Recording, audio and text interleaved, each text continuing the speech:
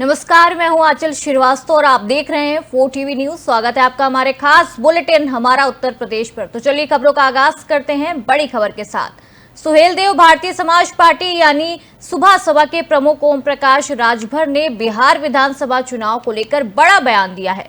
उन्होंने कहा है कि उनकी पहली प्राथमिकता एनडीए के साथ गठबंधन के चुनाव लड़ना है। करीब 70% बातचीत अंतिम चरण में है, जबकि 30% अभी लंबित है। हालांकि उन्होंने ये भी स्पष्ट किया है कि अगर बिहार के कुछ नेताओं के दबाव के कारण कोई समझौता नहीं हो पाया तो बात अलग है, तो वो अकेले ही चुनाव लड़ने के लिए पूरी तरह से तैयार हैं। ओम प्रकाश राजभर ने संवाददाताओं को ये बात कही है और बताया है कि पार्टी के लिए दोनों विकल्प खुले हैं। आगे चुनावी रणनीति को लेकर सुबह सभा अपनी स्थिति स्पष्ट करेंगे। हम इस खबर पर नजर बनाए रखेंगे।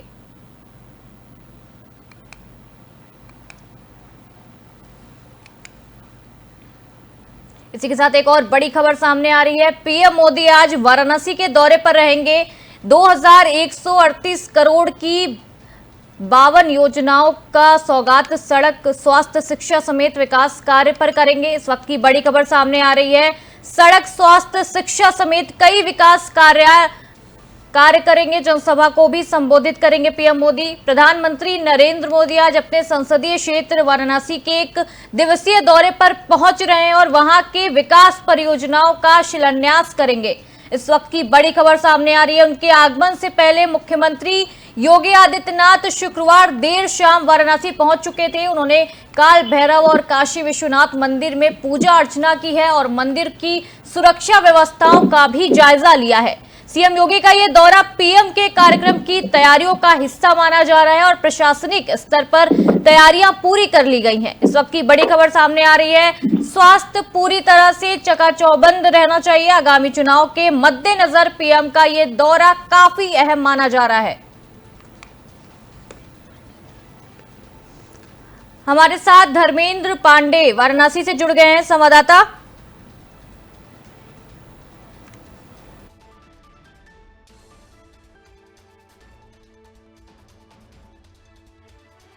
से हम देख सकते हैं जो सीएम योगी है वो कल पहुंच चुके हैं वाराणसी सारा जायजा लेने के लिए। पीएम मोदी आज शिलान्यास करने जा रहे हैं, क्या कुछ अपडेट है इस पे? जी बिल्कुल, अच्छा आपको बता दें कि वाराणसी में पीएम मोदी का एक दिवसीय दौरा आज है। पीएम मोदी कुछ ही समय से अंतराल में वाराणसी पहुंचने वाले हैं और 3 घंटे का वाराणसी आगमन प्रवास उनका होगा। एक दिवसीय दौरे पर दौरे पर वाराणसी आगमन के पूर्व सीएम योगी आदित्यनाथ बिल्कुल वाराणसी पहुंच चुके और तमाम तैयारियों का जायजा लिया और आज पीएम नरेंद्र मोदी वाराणसी पहुंच चुके हैं और 3 घंटे वाराणसी में रहेंगे। इस दौरान पीएम नरेंद्र मोदी 2183 करोड़ रुपए की जनता को जो है तमाम योजनाओं की सौगात भी देंगे और इस सौगात के साथ ही काशी में जो 3 घंटे प्रवास करने के साथ ही तमाम लोगों से अभिवादन करेंगे और वाराणसी में एक बहुत बड़ी सभा करेंगे। कालिका धाम के बरौनी में जो है जनसभा करेंगे और जनसभा के दौरान तमाम लोगों का अभिवादन करेंगे और 2183 करोड़ रुपए की परियोजनाओं का शिलान्यास लोगों पर काशी में लोगों का करेंगे। जी धर्मेंद्र, इसमें हम ये भी देख सकते हैं कि सड़क, स्वास्थ्य, शिक्षा समेत कई कार्य का भी शिलान्यास करेंगे, इस पे चर्चा करेंगे। जी बिल्कुल, 2183 करोड़ रुपए की यह सौगात वाराणसी की जनता को पीएम देंगे जिसमें तमाम ऐसी योजनाएं हैं जिसमें जो है मूर्त रूप दी जाएंगी। और इसके अलावा तीसरी जो है किसानों की पीएम मोदी वाराणसी से इस तरह जो है देंगे जिसमें काफी किसान जो है लाभान्वित होंगे। इसको लेकर तमाम ऐसी योजनाएं हैं जिसका स्वरूप जो है तमाम स्वरूप मिलेंगे और काशी में जो है काशी की बात क्या करें पूर्वांचल को इस परियोजनाओं से लाभ मिलेगी। धर्मेंद्र जी, अगर पीएम मोदी जिन परियोजनाओं का शिलान्यास कर रहे हैं इसका स्थानीय जनता पर क्या असर पड़ेगा?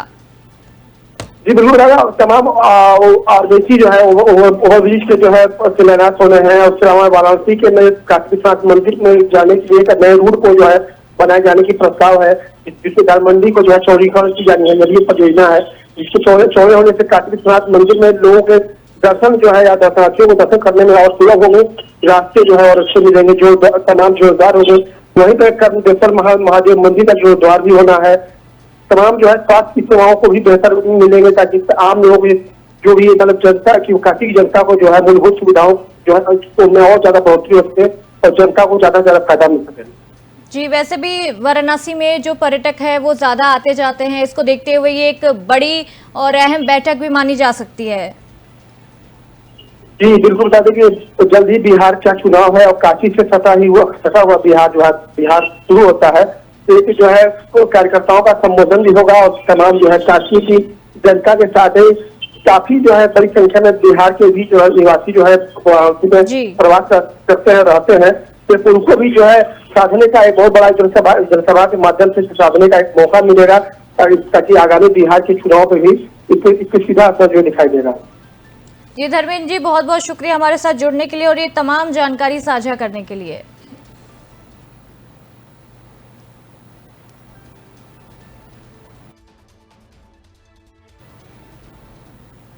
अगली खबर का रुख करते हैं। होमगार्ड HT 538 जनभान जो वर्तमान में पनवाड़ी कंपनी में तैनात हैं, जिलाधिकारी से ड्यूटी पर बहाल किए जाने की मांग की जा रही है। उन्होंने जिला कमांडेंट होमगार्ड को प्रार्थना पत्र देकर अवशेष वेतन सहित बकाया वेतन भुगतान करने की अपील की है। जनभान का आरोप है कि एक महिला द्वारा उनके खिलाफ IPC की धारा 376 और 506 के तहत झूठा मुकदमा दर्ज कराया गया था, जिसके बाद मानसिक रूप से बेहद परेशान है। उन्होंने कहा है कि मई 2025 से उन्हें ड्यूटी नहीं दी जा रही और जो सीधा उत्पीड़न है। इस पूरे मामले में वो प्रशासन से न्याय की मांग कर रहे हैं लगातार।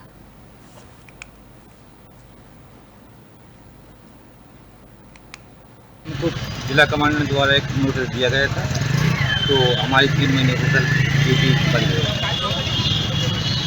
ये कह रहे तुम्हारे ऊपर 376 का मुकदमा पंजीकृत है। ये कह रहे कि थाना माउकंड में हमने माउकंड से सर जानकारी दी है, कोई हमें वहाँ नहीं बताया गया है। 5 बताया गया है कि तुम 5 नहीं हो, ना कोई तुम्हारे खिलाफ मुकदमा लिखा है। फिर माउकंड वाले कह रहे कि तुम हमने NCC हमने आपको नोएडा गाजियाबाद भेज दिया है, तो हम थाना फेज 1 नोएडा गाजियाबाद गए थे, तो वहाँ भी नहीं हमारे खिलाफ कोई मुकदमा। उनको जिला कमांडेंट द्वारा एक नोटिस दिया गया था, तो हमारी 3 महीने से सर ड्यूटी बंद है।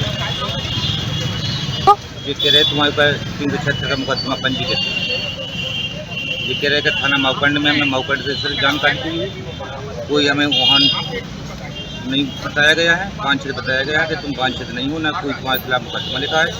फिर माउकंड बाराबंकी जिले के महादेव प्राथमिक स्वास्थ्य केंद्र का प्रभारी मंत्री और कारागार मंत्री सुरेश राही ने शुक्रवार को निरीक्षण किया है।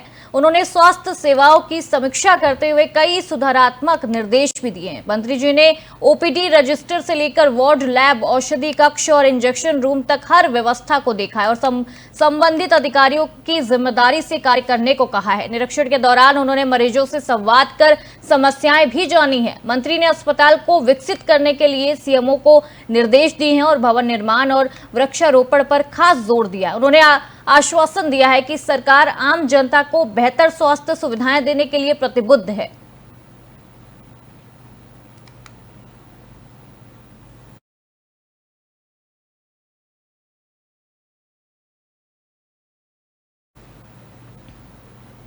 हरदोई जनपद के मल्लावा में बीते शुक्रवार को हुए सड़क हादसे ने अब एक गंभीर मोड़ ले लिया है। पहले इस तेज रफ्तार डंपर से हुई टक्कर बताया जा रहा था, लेकिन अब मृतका लक्ष्मी के भाई विक्रम सिंह ने इसे सुनियोजित दहेज हत्या बताया है। उनका आरोप है कि लक्ष्मी का पति शिव प्रताप और उसके परिजन दहेज की मांग को लेकर उसे प्रताड़ित करते थे और उसी वजह से ये हत्या की गई है। पुलिस ने आरोपी सिपाही शिव प्रताप को गिरफ्तार कर लिया है, जबकि 4 अन्य की तलाश अभी भी जारी है। मामले में BNS की धाराओं के तहत मुकदमा दर्ज कर लिया गया है। हरदोई में ये मामला अब चर्चा का विषय बना हुआ है, क्योंकि एक सिपाही पर ही हत्या और दहेज उत्पीड़न का आरोप लगा है।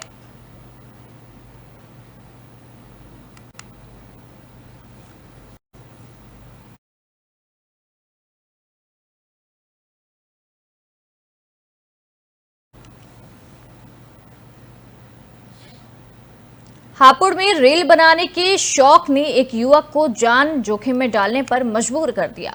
गुड़मुक्तेश्वर कोतवाली क्षेत्र के मानक चौक गांव का एक वीडियो सोशल मीडिया पर वायरल हो रहा है, जिसमें एक युवक पानी की टंकी पर लटक कर स्टंट करता नजर आ रहा है। वीडियो में वो फॉलो करने की गुजारिश भी करता दिख रहा है। हैरानी की बात यह है कि उसने ये सब महज रील बनाने के लिए किया।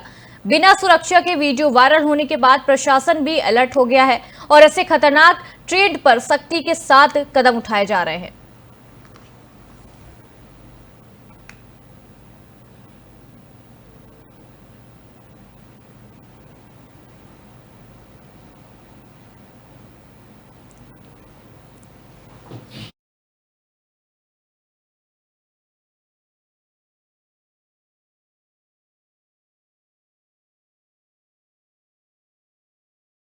तस्वीरें सामने आ रही है जहां एक युवक महज एक रील बनाने के लिए, फॉलोवर्स बढ़ाने के लिए पानी की जो टंकी है उससे लटकता हुआ दिख रहा है और लगातार लोगों से ये अपील कर रहा है कि उसे फॉलो किया जाए।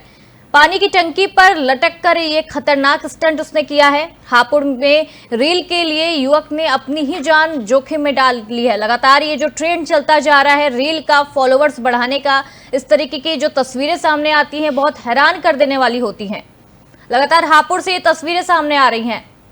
अपनी ही जान जोखिम में डालकर ये जो युवक है वो रील बनाता हुआ दिख रहा है और रील में ये बार बार लोगों से ये अपील कर रहा है कि उसे फॉलो किया जाए। गुड़मुक्तेश्वर के लगातार हापुड़ से ये तस्वीरें सामने चल रही है। देख सकते हैं आप कि ये युवक किस तरीके से पानी की टंकी में लटका हुआ है और बिना सुरक्षा के ये लटका हुआ है। जैसे ही ये रील वायरल होती है उसके बाद प्रशासन भी अलर्ट पर आ जाता है और ऐसे जिस तरह ये लोग कदम उठाते हैं उस पर प्रशासन भी सख्ती के साथ कार्रवाई करेगा। लगातार ये हापुड़ से तस्वीरें सामने आ रही हैं। पानी की टंकी पर लटककर खतरनाक स्टंट किया है युवक ने। वीडियो वायरल होने में फॉलो करने की भी अपील की जा रही है। गुड़मुक्तेश्वर के मानक चौक गांव का ये मामला सामने आ रहा है। लगातार इन तस्वीरों में आप देख सकते हैं कि किस तरीके से युवक अपनी जान जोखिम में डालकर महज कुछ फॉलोअर्स बढ़ाने के लिए ये कदम उठाता दिख रहा है।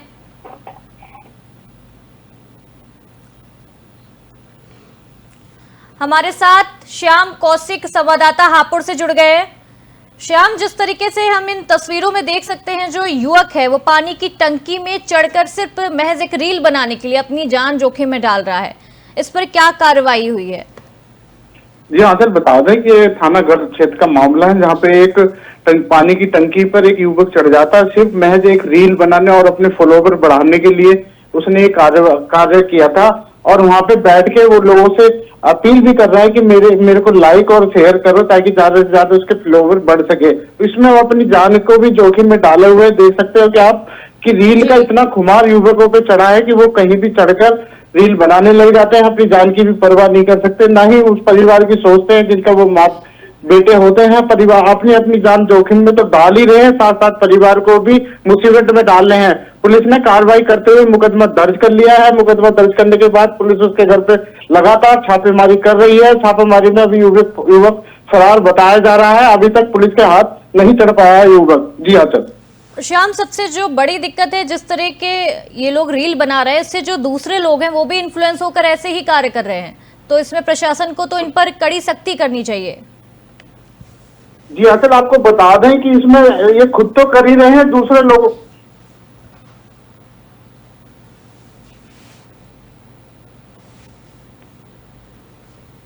आप जिस व्यक्ति से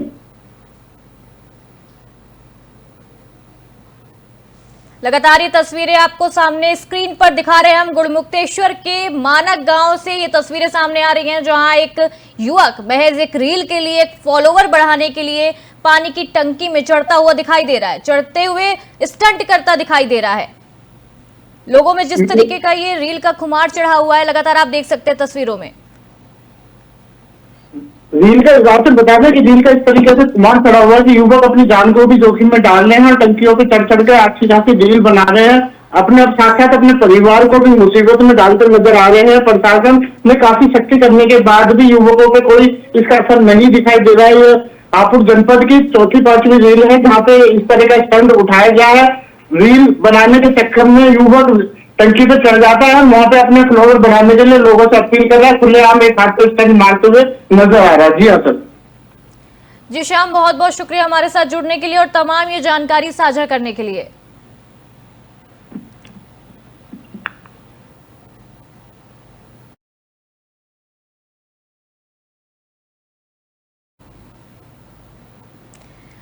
प्रतापगढ़ जिले में समाजवादी पार्टी के नेता और रानीगंज विधायक डॉक्टर आर.के. वर्मा को बंद पड़े प्राथमिक स्कूल में पीजीए की पाठशाला चलाना भारी पड़ गया है। खंड शिक्षा अधिकारी की शिकायत पर फतनपुर थाने में विधायक समेत 3 लोगों के खिलाफ विभिन्न धाराओं में मुकदमा दर्ज किया गया है। विधायक ने गुरुवार को नारायणपुर कला प्राथमिक विद्यालय में किताब, कॉपी और पेंसिल बांटकर प्रार्थना के साथ पाठशाला शुरू की थी। इस पूरे मामले की खबर मीडिया में आने के बाद प्रशासन हरकत में आया है और बीएससी ने स्कूल के हेडमास्टर ब्रजेश सिंह को सस्पेंड कर दिया है, जबकि 2 शिक्षा मंत्री को नोटिस जारी किया गया है। इससे पहले भी विधायक पर घटिया निर्माण की पोल खोलने पर मुकदमा दर्ज हो चुका है।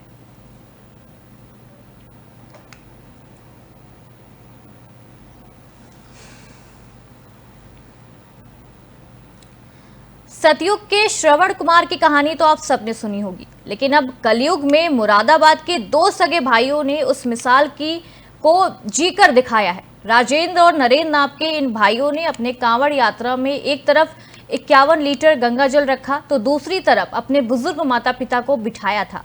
यह अनोखी कांवड़ तीर्थ नगरी ब्रजघाट से शुरू हुई, जिसे देखने के लिए भारी संख्या में लोग जुट गए और सभी भावुक हो गए। दोनों भाइयों का कहना है कि उन्होंने भगवान शिव से कोई मन्नत नहीं मांगी है, बल्कि बस अपने माता पिता को गंगा स्नान कराने की इच्छा से ये यात्रा शुरू की है। 70 किलोमीटर का सफर तय कर वो 4 अगस्त को भगवान शिव का जलाभिषेक करेंगे।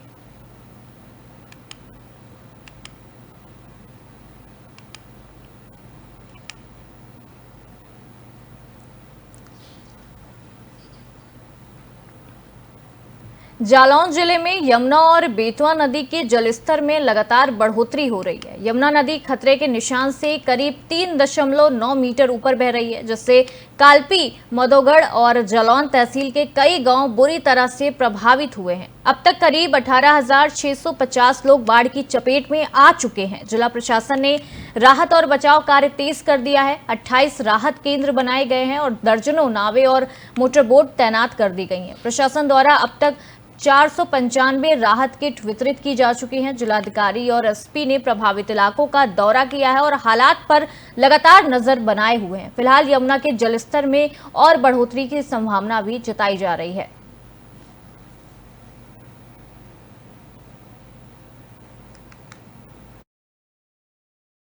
हमारे जो पूर्ण प्रभावित गांव हैं वो 4 हैं। उनमें एक है रायल दिवारा, एक पड़री, एक गुड़ाखास, एक ओरकराकला। ये 4 गांव ऐसे हैं जो हमसे और प्रशासन से संपर्क नहीं हो सकता बिगर स्टीमर के, तो वहां पूरी व्यवस्था है प्रशासन के द्वारा और खाद्य सामग्री जो है वो भेजी जा रही। 6 गांव ऐसे हैं जो प्रभावित हैं, लेकिन उनमें अभी जाने का रास्ता है, आने और जाने का रास्ता है, तो वहां उस तरह से व्यवस्था की गई है कि वहां जो भी जरूरत होगी प्रशासन और हमारे द्वारा वहां पूर्ण की जाएगी। 4 गांव पूरी तरह से प्रभावित हैं, जहां की हम लोग हर तरह की व्यवस्था कर रहे हैं, सूखा राशन भी और जरूरत होने पे वहां पे सामूहिक रसोई की ही व्यवस्था। दूसरा की चिकित्सीय व्यवस्था भी उन गांव में की जा रही है। इसके अलावा अगर हम पूरी तहसील की बताऊं तो 8 जगह हमारे केंद्र खुले हुए हैं, जिसमें कि मेहरा ब्लॉक में भी है।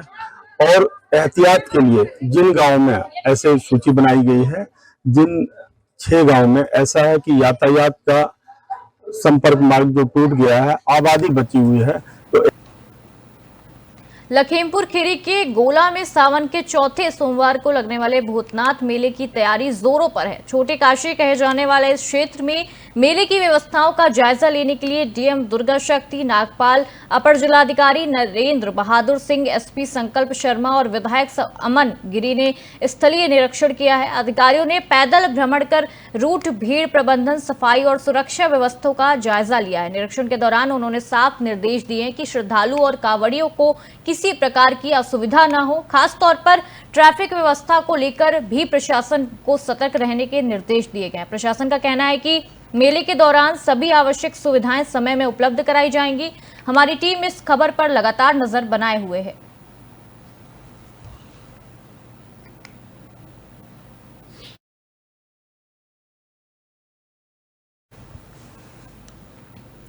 थाना सिड़पुरा के तईपुरा गांव में चोरों ने 3 घरों के ताले तोड़कर लाखों रुपए का सामान की चोरी कर लिया। चोरों ने सोने चांदी के जेवरात के साथ अन्य कीमती सामान को भी निशाना बनाया है। घटना की जानकारी मिलते ही क्षेत्र में हड़कंप मच गया। पुलिस को सूचना मिलने के बाद तुरंत मौके पर पहुंचकर जांच पड़ताल शुरू कर दी गई है। पुलिस चोरी के मामले में आरोपों की तलाश में जुटी हुई है। प्रशासन ने जनता से सतर्क रहने की अपील की है। हम इस मामले से जुड़ी और जानकारी अब तक पहुंचाते रहेंगे।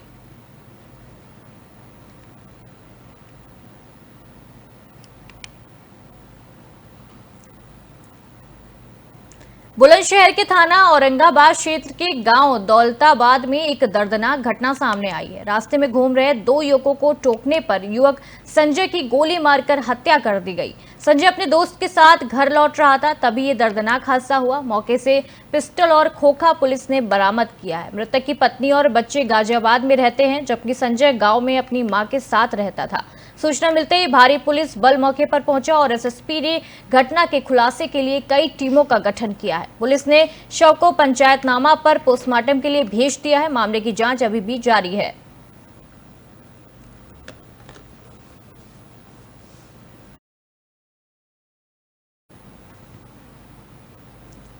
तो ये थी उत्तर प्रदेश की तमाम बड़ी खबरों का सिलसिला यूं ही जारी रहेगा और आप देखते रहिए 4 TV न्यूज। नमस्कार।